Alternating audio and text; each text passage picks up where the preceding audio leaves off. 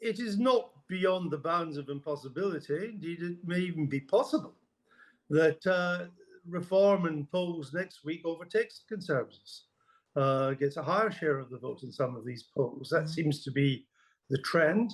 And if that happens, of course, nothing changes to dent the Labour landslide or the huge Labour lead. But the interesting question for me would be, if that happens and Reform then gets the second highest share of the vote, where do they have to reach before a substantial number of seats start falling their way? Two politicians tell us regularly that the only poll that counts, which one is it? I can't remember. Is it the one before election day? No, it's the one on election day. It might be in their interest to pretend that, but we still think they're worth examining closely. Today's YouGov poll is their first since Nigel Farage said he would stand. So what does it suggest? Let's talk again to Peter Kellner. He founded YouGov and always gives great insight into polling. Good morning to you, Peter. Morning. So it's just one poll, but it's interesting, isn't it? What does it say? It's very interesting. It has Labour on 40%, the Conservatives on 19%, and Reform just behind on 17%. It's worth noting that YouGov has slightly changed its methods to try and get a more realistic picture of what might happen in an election rather than a purity of just counting up what people say. Had they used the same methods as they were using up to last week, both Reform and the Conservatives would have been tied on 18%. So if anything, the change in method has made it look slightly better or slightly less horrific for the Conservatives than it would have done otherwise. Yeah, stay there, Peter. I also want to bring in Andrew Neil, of course, who is on Times Radio at 1 o'clock. Morning to you, Andrew. Good morning. Now, you lightly grilled or moderately grilled Richard Tice of Reform yesterday. Do you think that, is this just a kind of a blip? Is this just, oh my goodness me, Nigel Farage is standing, therefore that's being reflected in these polls? Or do you think it will carry through to polling day? My guess is the shape of things to come. That Farage has only just basically announced he's running, he had a lot of publicity. We'll hear a lot more from him. He's in the BBC debate tomorrow night, I understand.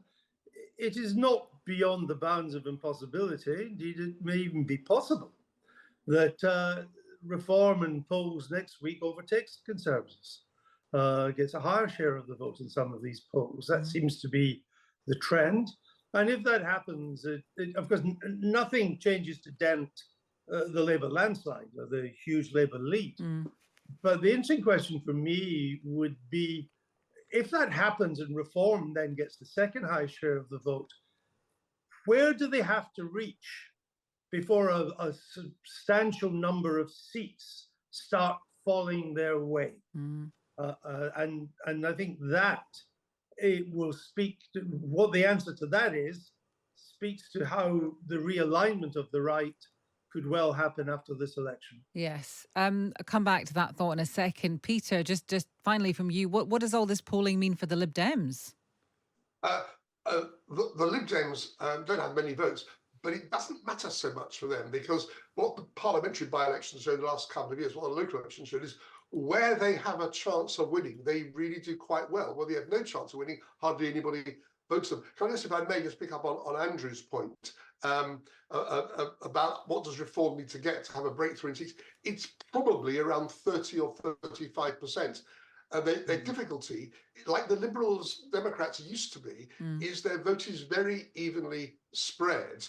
And if your vote is evenly spread, you need more of them nationally to start winning individual seats.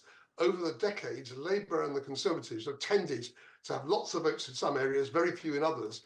So it makes it harder for them to win outright, but they never fall back quite as far as they would if they were like Reform. If they had 20% everywhere, they would get nothing. I mean, the figure this morning for the Tories, 19%, will probably still leave them with, I don't know, 80, 100, 120 seats, but Reform getting that vote, none. Interesting stuff. Peter, thank you very much. Good to talk to you. That's Peter Kellner, who founded YouGov. Andrew Neil, your programme is on at 1 o'clock. I know you're going to be speaking to Alex Salmon today. Let's keep it Scottish, shall we? Very well. Douglas, very well. Go on yourself. Douglas Ross, apparently, he's going to be he's making an announcement 9 o'clock, and the speculation is that he is going to stand in the general election because he wasn't going to bother, was he? No, he wasn't. Though, if he's going to stand, that's fine. It's not exactly, hold the front page stuff. If that's all he's got to say, I was hoping he'd have something more dramatic to say, but maybe not. And it's not going to move the dial very much in Scotland. I mean, the other story in this election is, in some ways, the SNP are to Scotland what the Tories are to England. They've been in power for a long while. They're not very popular anymore, and they're probably going to get thumped come election day. Tell us about Alex Salmond. Where does he figure in all of this?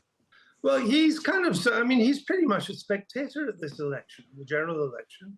He's not standing himself. His party's running 19 candidates, but none of them is likely to win. And of course, they've got 2 members of the House of Commons at the moment from SNP defections. These 2 will probably lose. And it looks like Mr. Salmond's play is not for the general election of 24, but for the Holyrood elections of 26, when he hopes to get more MPs in there and build what he calls a coalition for independence. But 26 is a long way off. And of course, the SNP could get thumped in 26 in these elections too. So if you're in favor of independence, it's a tough thing these days. In many ways, it looks to me as if it's dead for quite a while now. Finally, Andrew, are you surprised that, we're in week 2, I think it is, I'm beginning to lose track of the election campaign. We've got another 4 weeks to go, and we're already in the territory of Keir Starmer using the word lie, lied or liar 7 times to talk about Rishi Sunak? Well, the more it's clear that the differences between the 2 main parties on some of the biggest issues are very slight, the more the rhetoric tries to make big differences between the 2 of them. So, since the actual policies are not that different in tax and spend and defense and foreign policy and various other things, the only way that can try and sort of differentiate themselves is by using more extreme language. It's not very helpful. It doesn't elevate the political debate very much.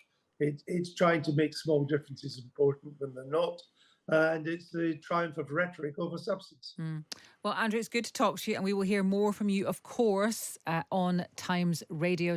Just in case you didn't know, how could you not know?